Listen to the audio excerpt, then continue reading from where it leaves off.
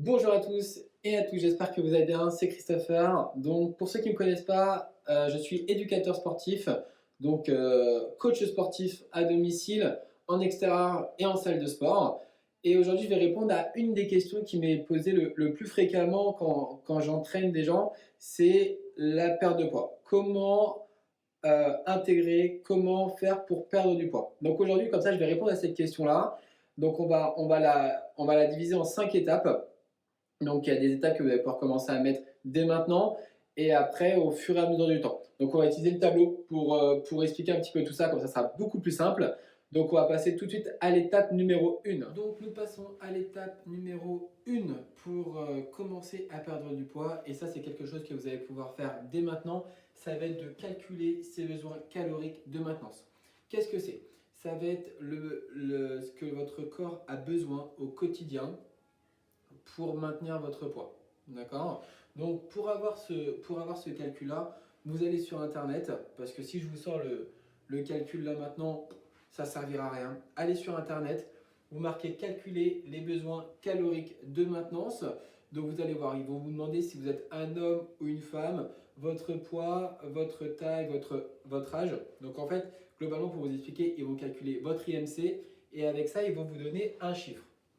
Donc, ça va différencier par rapport homme ou femme. Donc, comme ça, vous allez avoir une base. Et déjà, vous notez ce premier chiffre, donc les caloriques de maintenance. Et comme ça va énormément vous servir pour la suite des étapes. Donc, je répète, première étape, vous allez sur Internet, vous marquez comment calculer ses besoins caloriques de maintenance. Vous faites les étapes. Donc, si je trouve un site qui peut être super intéressant et qui est facile, je vous le mettrai en lien sous la vidéo.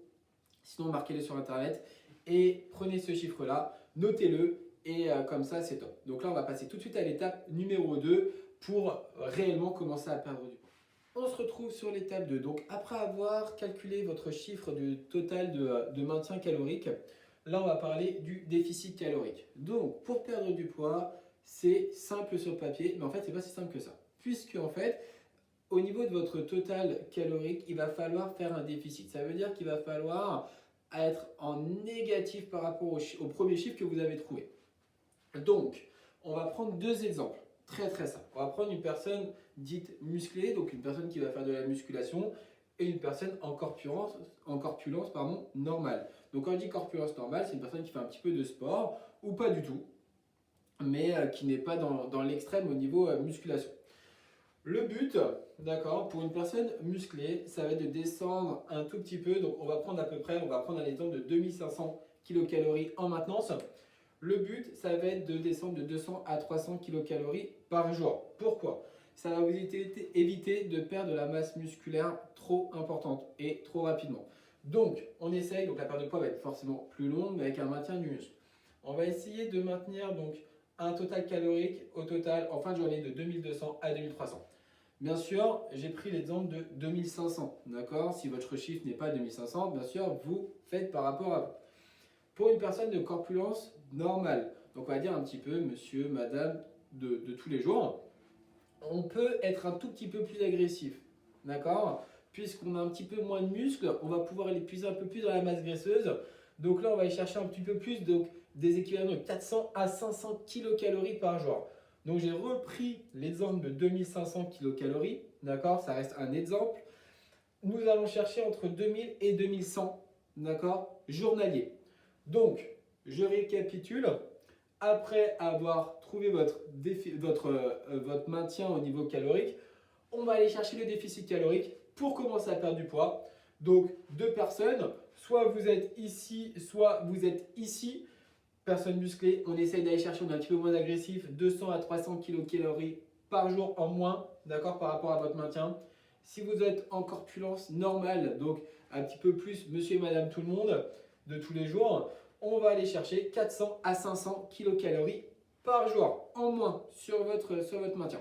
Donc ça, c'était l'étape numéro 2. D'accord. Maintenant, après, on va passer tout de suite à l'étape numéro 3. Comme ça, je vais vous expliquer comment on va pouvoir atteindre ce déficit calorique quotidien. On passe à l'étape numéro 3 pour la perte de poids. Donc après avoir calculé votre déficit calorique, donc le chiffre que vous avez dû atteindre, que vous avez regardé un petit peu sur Internet, on va parler de l'apport calorique. Donc ça, c'est la répartition entre les protéines, les glucides et les lipides en fonction de votre alimentation et en fonction de votre déficit calorique pour perdre du poids. Donc pour ça, je vous ai mis 3 plans alimentaires différents. Donc soit déjà, vous en suivez déjà un et c'est bien. Si vous n'en suivez pas du tout, je vais vous expliquer un petit peu comment procéder. Donc pour vous expliquer un petit peu tout ça, comme j'ai dit, on a les 3 principaux au niveau alimentation. Donc les protéines, les glucides et les lipides. Pour calculer, vous allez avoir 1 gramme de protéines, c'est égal à 4 kilocalories. 1 gramme de glucides, 4 kilocalories. Et 1 gramme de lipides, 9 kilocalories. D'accord? Jusqu'à là, pas de souci. Maintenant, comme je l'ai dit, j'ai pris 3 plans alimentaires différents. Le premier, un plan alimentaire dit normal. Donc, au niveau du pourcentage, donc l'équilibre, on va avoir 35% de protéines. Les glucides, on va en avoir 35% aussi. Donc, les glucides, c'est tout ce qui est sucre, il y en a besoin. Hein. Et les lipides, on va être à 30%. D'accord? Si vous adoptez un régime cétogène, on va avoir 40% de protéines, 10% de glucides, donc beaucoup moins en glucides, et donc un petit peu, et par contre beaucoup plus en lipides, 50% en lipides, ce qui va nous donner un équilibre au niveau calories. Et le dernier, l'hyperprotéiné, donc là on est beaucoup plus basé sur de la protéine, hein. On va avoir 65% en protéines, 10% en glucides et 25% en lipides. Donc maintenant, quel plan alimentaire choisir? Ça, c'est par rapport à vous. Vous pouvez, si vous faites aucun plan alimentaire, commencer par le normal. Un plan alimentaire traditionnel avec un équilibre qui est relativement, un plan alimentaire qui est relativement équilibré.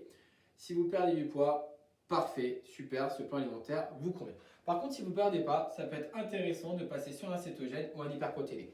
Et par contre, si vous voulez réellement avoir beaucoup plus d'informations au niveau alimentation, moi je vais vous conseiller vraiment d'aller voir une professionnelle au niveau de la nutrition qui est une diététicienne ou une nutritionniste. Donc plus diététicienne, mais par contre ça vous donne déjà des bases pour aujourd'hui. Comme ça vous pouvez déjà voir si vous êtes ou pas dedans et si vous êtes déjà dans le bon chemin ou pas du tout. Et commencer déjà à mettre une petite alimentation. Donc là voilà, très simple, on gère l'apport calorique. D'accord, vous choisissez, vous pouvez regarder la vidéo pour recomprendre un petit peu tout ça. Et là, on va passer à l'étape numéro 4. Et l'étape numéro 4 va énormément vous servir aussi. Super, maintenant que vous avez mis en place votre premier plan alimentaire, maintenant ce qui va être important, c'est de savoir si vous êtes ou pas sur le bon chemin au niveau de la perte de poids. Donc, l'étape numéro 4, c'est mesurer la perte. Donc, l'idéal pour de la perte de poids, ça va être de perdre 0,5% à 1% du donc PDC, c'est poids de corps par semaine. On va prendre deux exemples, une personne qui fait 100 kg, une personne qui fait 70 kg. Donc une personne qui va faire 100 kg, le but, ça va être de perdre 500 g à 1 kg par semaine maximum. Et une personne qui fait 70 kg, donc on va prendre à peu près 300 g à 700 g par semaine maximum. Donc quand vous êtes dans cette perte-là, c'est que vous êtes dans une bonne perte de poids.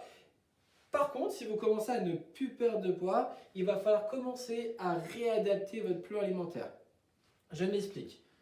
Imaginons que vous avez commencé à 120 kg, d'accord, votre perte de poids. Forcément, ce qu'on a vu au niveau du déficit calorique, il va complètement changer. Donc là, si vous gardez, d'accord, vous faites 120 kg au début, vous en faites 100 kg aujourd'hui et que vous gardez la même alimentation entre là et là, forcément, la perte de poids ne va plus se faire. Donc c'est là où il va falloir réadapter l'alimentation, soit retourner voir sa diététicienne ou recalculer ses macronutriments, donc c'est sa répartition au niveau des protéines, des glucides et des lipides. Donc l'étape numéro 4, donc comment mesurer la perte de poids? 0,5% à 1% du poids de corps, donc forcément à jeun directement sur la même balance.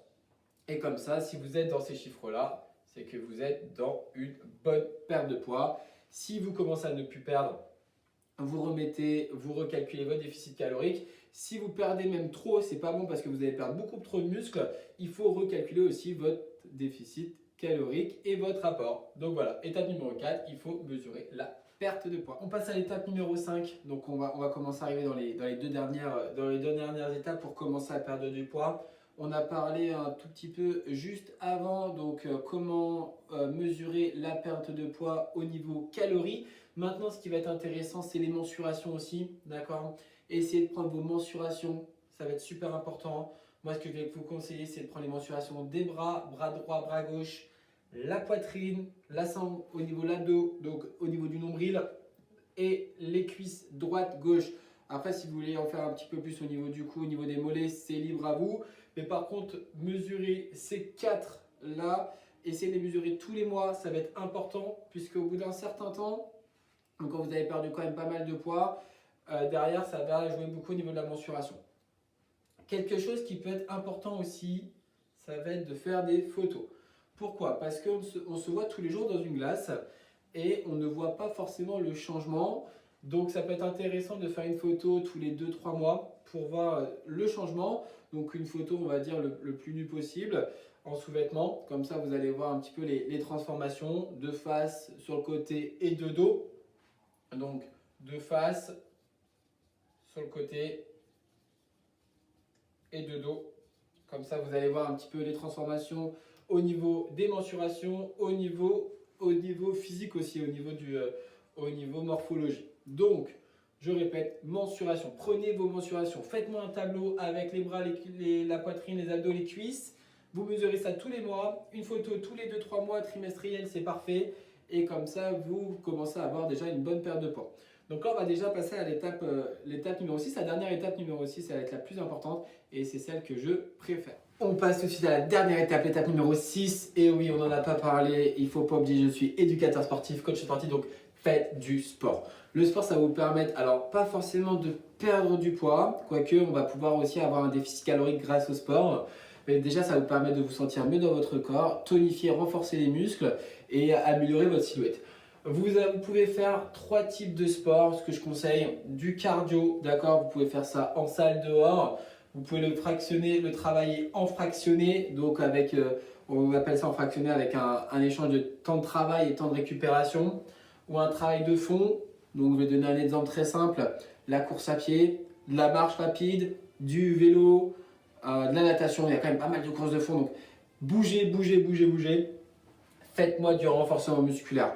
Faites-moi du renforcement musculaire pour votre dos, pour vos muscles. Ça va être super important. Pour vos abdos, très très important, puisque quand vous allez perdre du poids, il faut quand même remuscler. C'est super important pour éviter les douleurs articulaires. Et j'en vois très peu qui font ça. Hein. Faites-moi du stretching. Et stretching, c'est des étirements. Vous pouvez faire du stretching étirement traditionnel, du yoga, du pilates. Ça peut être super intéressant. Donc là, on a vu vraiment les 6 étapes pour commencer à perdre du poids. J'espère que cette vidéo vous a plu et que ça va réellement vous servir pour commencer à perdre du poids. N'hésitez pas à vous abonner à la chaîne YouTube Just My Sport, à aller voir un petit peu les réseaux sociaux. Marquez-moi dans les commentaires si vous avez des questions, comme ça je pourrai répondre dans une prochaine vidéo. Et à très très vite sur la chaîne YouTube Just My Sport. Et let's go, c'est parti. Allez, salut, bye bye.